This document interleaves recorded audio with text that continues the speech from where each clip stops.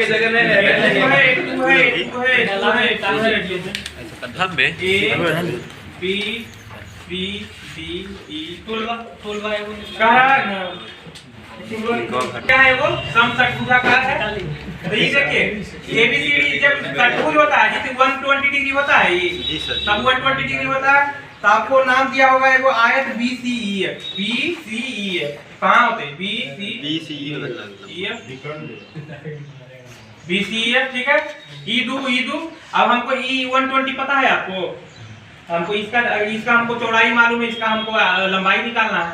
तो आपको पता होगा कोसाइन फार्मूला होता है cos थीटा कोई भी त्रिभुज में, ये थीटा है आपका, ये बी है, सी है, तो आपको पता है कि cos थीटा बराबर क्या होता है a square plus b square minus c square बटा 2ab होता है ना। sin थीटा बराबर ये होता है कि sin अगर जो इसमें अल्फा बीटा करिएगा ना, ये अल्फा हो गया, ये बीटा हो गया, गामा हो गया, ठीक होता है साइन अल्फा बटा सी बराबर साइन बीटा बटा बी बराबर साइन गामा बटा ए, ये होता है।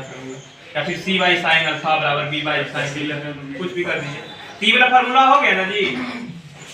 तब यहाँ से आप इसी में लगा दीजिए 120 है। अब ये देखिए ई वाला हमको पता है साइड, ई वाला पता है, इसको हमको निकालना है। तो मान के चलिए क्या है, हम cos 120 क्या लिख सकते हैं 90 प्लस ई वाला देखिए तो यही ना किए थे, cos ही थीटा था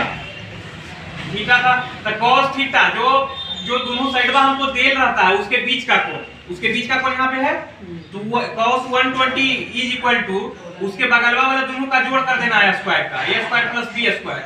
तो उसी प्रकार 2 का स्क्वायर जोड़ 2 का स्क्वायर क्या हो जाएगा, 2 का स्क्वायर जोड़ 2 का स्क्वायर माइनस उसके सामने वाला t120 के सामने ई वाला है, इसको x मान लीजिए, तो minus x square upon 2ab तो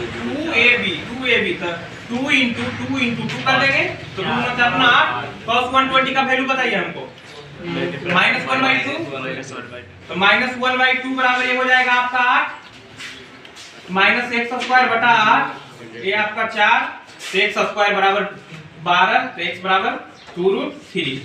तो आपको इसका वैल्यू 2√3 आ गया। ये दिस आयत है, एक आयत है ना, तो ये 2 है, 2√3 है, तो 4√3 हो जाएगा। आयत का क्षेत्रफल लंबाई गुना चौड़ाई, समझ में आया।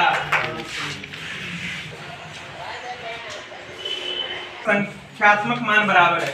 तो लंबवृत्तीय बेलन का आयतन बताइए क्या होता है, पाई स्क्वायर, और उसका कह रहा है उसका वक्र पृष्ठीय क्षेत्रफल का संख्यात्मक मान 2 पाई r h। यहाँ से पाई कैंसिल, r का r से कैंसिल, h का h से कैंसिल, तो r बराबर 2 नीचे से डालेगा।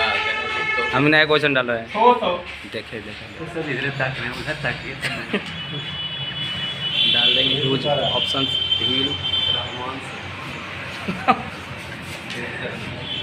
आज डलाई तो देख लीजिए, ये है खचाखच स्टेडियम का केंद्र की है, नहीं छोड़ दीजिए 23 नंबर। अरे अथिया कहाँ है, अंकी triangular MP upon CP is equal to 100 plus profit 100 minus discount, यही होता है। ठीक है, ऐसे हम आपको बेसिक से भी बता देते हैं। तो MP अपॉन CP कह रहे हैं कि CP अपॉन MP कह रहे हैं, CP अपॉन MP कह रहे हैं, तो उल्टा कर लीजिए, ये ऊपर चल जाएगा वो नीचे चल जाएगा, तो 100 माइनस डिस्काउंट क्या हो जाएगा, बोलिए डिस्काउंट कितना दे रहे हैं, डिस्काउंट देगा 10 अपॉन 100 प्लस प्रॉफिट कितना हो जाएगा 8, तो 90 बटा 108, ये हो जाएगा 9 बटा 5/6, यही होगा। हाँ सही है 5/6। ये वाला तो है आपका MP अपॉन CP का फार्मूला, ऐसे MP मार्क प्राइस अंकित मूल्य, इसको क्या कहते हैं जानते हैं, ये हम रोज काम करते हैं। हाँ एक मिनट, MP नहीं करते हैं, बेचता है तो 10% कटौती के साथ बेचेगा तो 90 रुपये में बेचेगा, लेकिन फिर भी उसको कितना लाभ हो रहा है, 8% लाभ हो रहा है। तो मान के चलिए एक उसका CP था, तो उस पर 8% लाभ हो रहा है, तो 108/100 बराबर 90, तो 10×90 बराबर टोटल से, ठीक है, 3 × 4 = 12, 25, 250/3, इसको लिख सकते हैं 500/100। अब कह रहा है कि सीपी का है जो कि एमपी के साथ सीपी अपॉन एमपी। एक्स क्या था आपका यहाँ पे सीपी था, एमपी आपका 100 है तो सीपी आपका 500/100 आ गया, 100 आ गया अपॉन एमपी। एमपी आपका 100 है तो गुना 100 तो 5/6 यहाँ से भी आ गया। 27 दिन के बाद 120 सैनिक दूर को छोड़कर चले जाते हैं तो 27 दिन तक कितना सैनिक काम किया था 200 प्लस। अब कह रहा है कि 120 सैनिक दूर को छोड़कर चले जाते हैं तो 120 सैनिक छोड़ के चले जाएंगे तो कितना सैनिक बचेगा 80 सैनिक। मान के चलिए एक दिन तक काम किया तो यहाँ से आप कर लीजिए 200 इधर करिएगा तो 200 गुना 4 हो जाएगा बराबर 80 गुना x। ठीक है x बराबर आपका यहाँ से आ जाएगा 10। ठीक है लेकिन 10 आंसर नहीं दे रहा है, थोड़ा सा लैंग्वेज में यहाँ पे अच्छी है। शेष सैनिकों के लिए बाकी आहार कितने और अधिक दिन तक चलेगा तो टोटल पहले कितना दिन तक चल रहा है जी 31 दिन तक चल रहा है। सही तो दे रहा हूँ कितना 31 दिन तक चल रहा है। अब अभी है जो कि कितना दिन तक चला अभी इस प्रोसेस में कितना दिन तक चला बताइए। पहले तो 27 दिन अभी 10 दिन फिर 27 दिन 37 दिन तक चला। पहले 31 दिन तक चलता था तो 4 दिन अब 37 दिन तक चलता है तो ये 6 दिन है जो कि बढ़ गया। वही पूछ रहा है हम तो 10 ही मार दिए थे गलती हो गई। गाँव वाले 2 खाली पात्रों में जल की बराबर मात्रा डाली जाती है जिसमें एक पात्र 1/4 भर गया और दूसरा पात्र 1/3 भर गया। यदि कम धारिता वाले पात्र का जल फिर अधिक धारिता वाला देखिए कह रहा है कि 1/4 भर गया और दूसरा का 1/3 भर गया।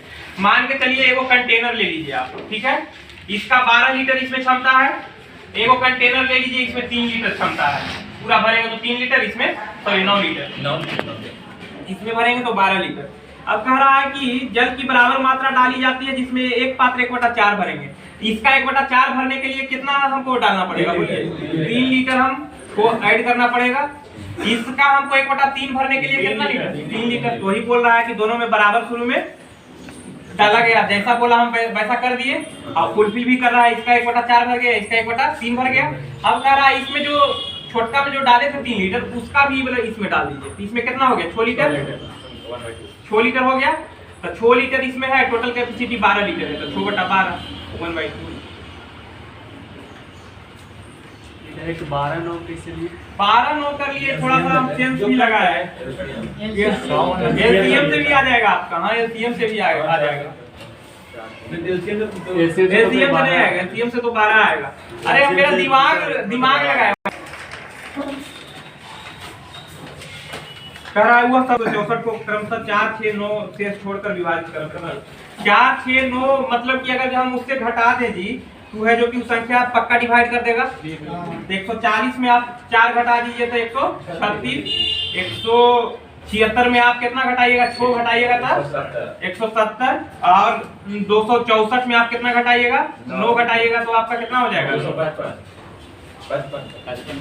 255।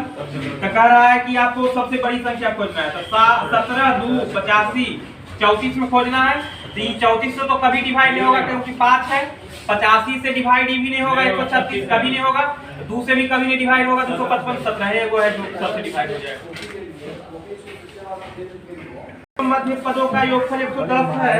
बाह्य पदों का गुणनफल 2125 है। तो हम तो ऑप्शन से बनाए थे 65 उठा लिया। ये तीसरा नंबर पर है ना इससे पहले भी